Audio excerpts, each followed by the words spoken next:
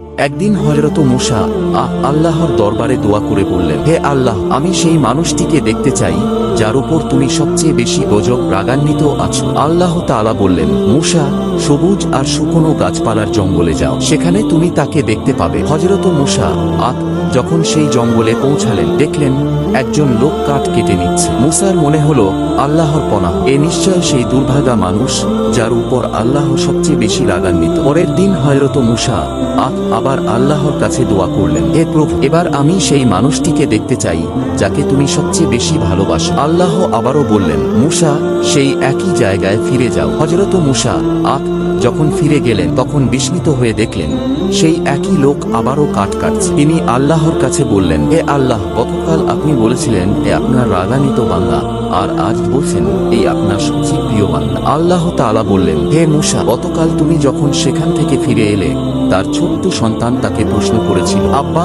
এই গাছের থেকেও বড় কিছু আছে কি? লোকটি উত্তর দিল, হ্যাঁ বেটা, আমার গুনাহ পাপ এই গাছের থেকেও বড়। শিশুটি আবার জিজ্ঞেস করল, আব্বা, আপনার গুনাহ থেকেও বড় কিছু আছে? এ কথা শুনে লোকটি কেঁদে উঠল এবং বলল, হ্যাঁ বেটা, আল্লাহর রহমত, দয়া আমার সব গুনাহ থেকেও বড়। হে মূসা, আর এই কথার কারণে আমি তার সব গুনাহ ক্ষমা করে দিয়েছি এবং তাকে আমার সবচেয়ে প্রিয় বান্দাদের অন্তর্ভুক্ত করেছি।